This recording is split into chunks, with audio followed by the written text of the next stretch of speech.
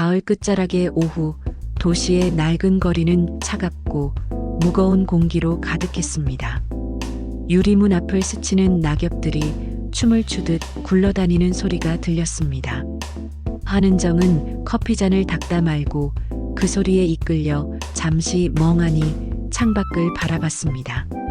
빛바랜 커피잔 속으로 비치는 자신의 모습은 낙엽처럼 바래고 퇴색된 것만 같았습니다. 그녀의 입술 사이로 나지막한 혼잣말이 흘러나왔습니다. 오늘도 가을이 가네. 한은정이 운영하는 북카페 오래된 페이지는 오늘도 조용했습니다. 그녀가 좋아하는 것은 이런 정막이었습니다.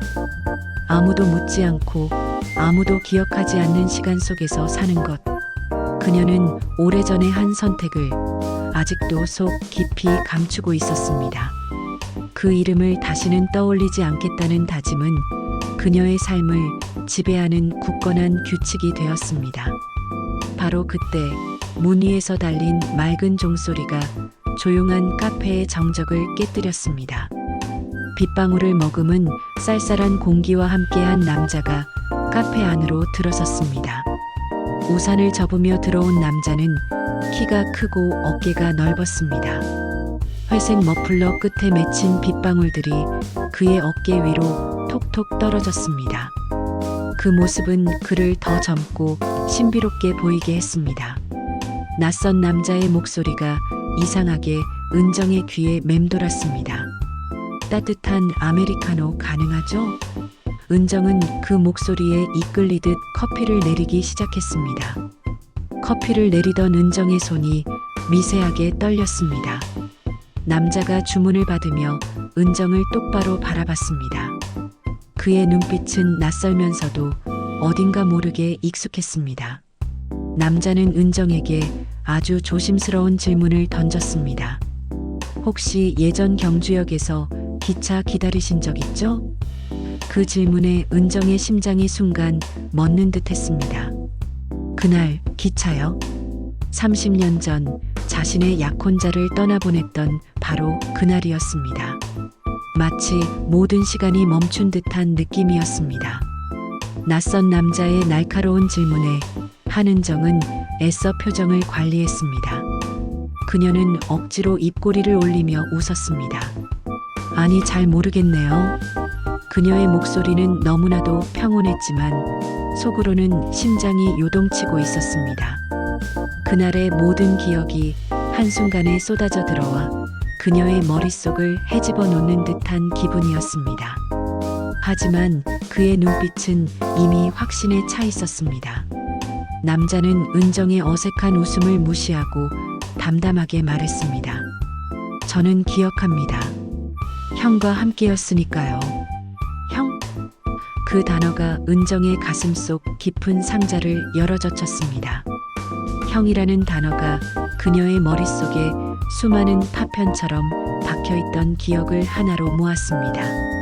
진수라는 남자의 존재는 마치 한은정이 굳게 닫아두었던 비밀의 문을 활짝 열어버리는 듯 했습니다.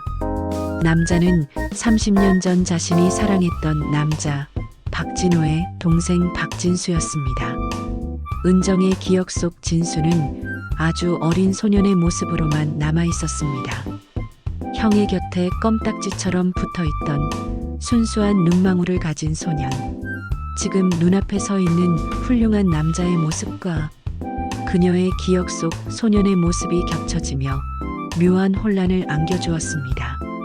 박진수가 누구인지 알게 된 순간 은정은 더 이상 그에게서 도망칠 수 없다는 것을 깨달았습니다. 그동안 스스로를 가두어 두었던 철옹성 같은 공간이 무너지는 듯한 느낌이었습니다. 30년이라는 긴 세월 동안 잊고 지냈던 한 사람의 이름이, 그리고 그 이름과 얽힌 비밀들이 이제 다시 세상 밖으로 드러나려 하고 있었습니다. 은정은 박진수에게서 눈을 뗄 수 없었습니다.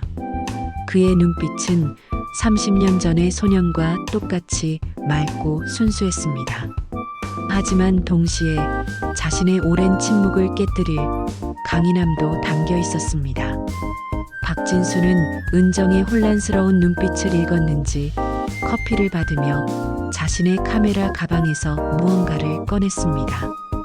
오래되고 빛바랜 사진 한 장이었습니다.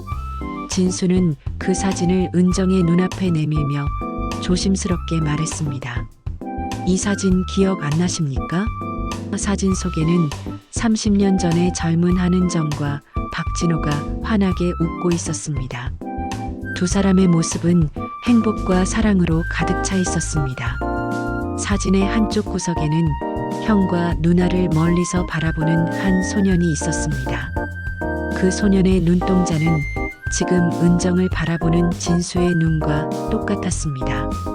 그 사진을 보는 순간 은정의 심장은 다시 한번 무너지는 듯 했습니다.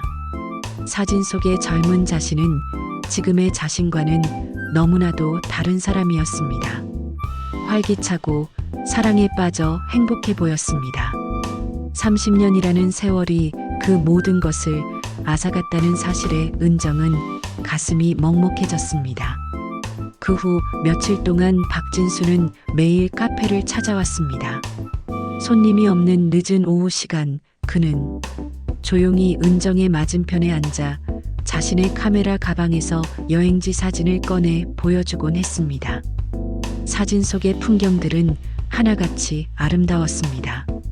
진수는 사진 속의 풍경을 은정에게 설명했습니다.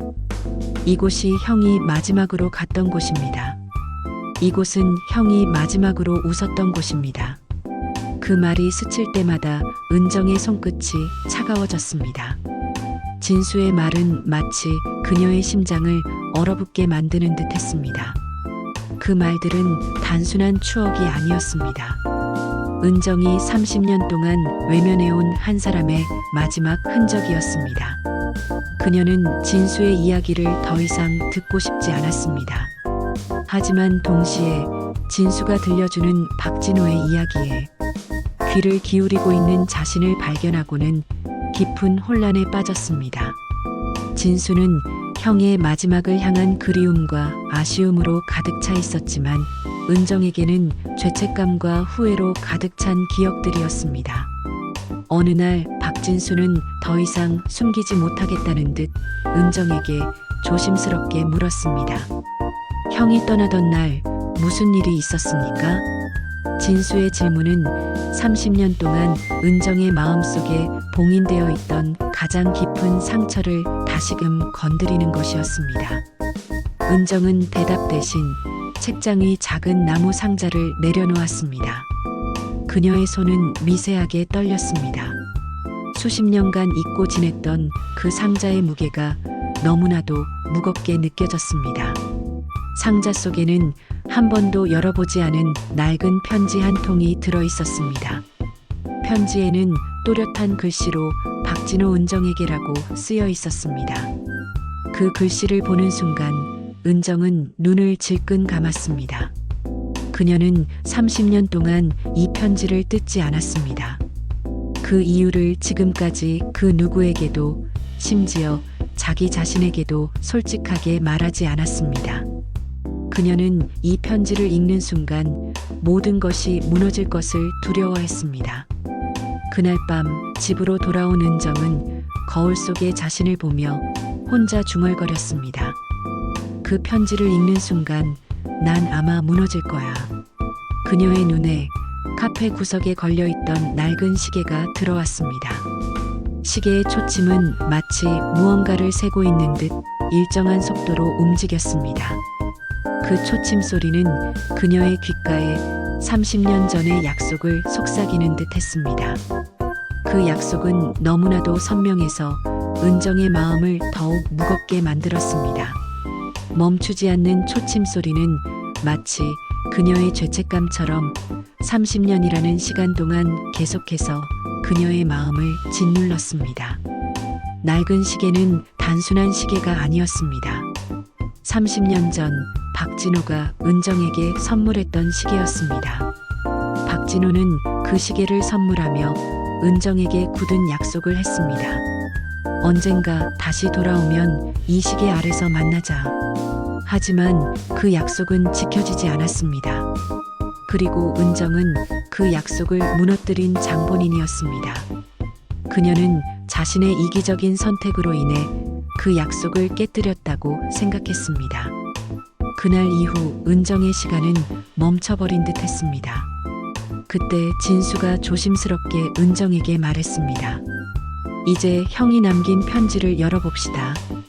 형이 남긴 진짜 이유, 우리 함께 봅시다. 은정은 고개를 저었지만 진수의 손길은 따뜻했습니다. 진수의 따뜻한 손길이 그녀의 얼어붙은 심장을 녹이는 듯 했습니다. 은정은 진수의 손에 이끌려 마침내 30년 동안 굳게 닫아두었던 편지를 열었습니다. 편지를 열자 박진호의 낯익은 글씨체가 그녀의 눈에 들어왔습니다. 은정아, 내가 떠나면 진수가 널 지켜줄 거다. 그를 외면하지 마라. 편지의 첫 문장을 읽는 순간 은정은 눈을 질끈 감았습니다. 수십 년간 묻어두었던 가을의 비밀이 이제서야 빛을 보았습니다. 박진호의 마지막 부탁은 자신을 외면하지 말고 진수를 지켜달라는 것이었습니다.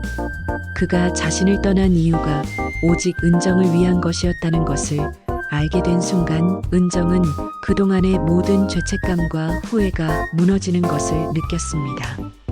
그녀는 30년 동안 오해와 죄책감에 갇혀 살았던 것입니다. 창밖에서는 첫눈이 흩날렸습니다. 은정의 눈물이 뺨을 타고 흘러내렸습니다. 그때 낡은 시계의 초침이 멈춰서는 소리가 들렸습니다. 째깍 째깍 소리를 내며 움직이던 시계의 초침은 마치 이제 그 약속이 끝났다는 듯, 그리고 새로운 시간이 시작될 것을 알리는 듯 멈춰 서 있었습니다. 은정은 박진수의 손을 잡았습니다. 그동안 스스로에게 가두어 두었던 문을 열고 세상 밖으로 나아가는 첫걸음이었습니다.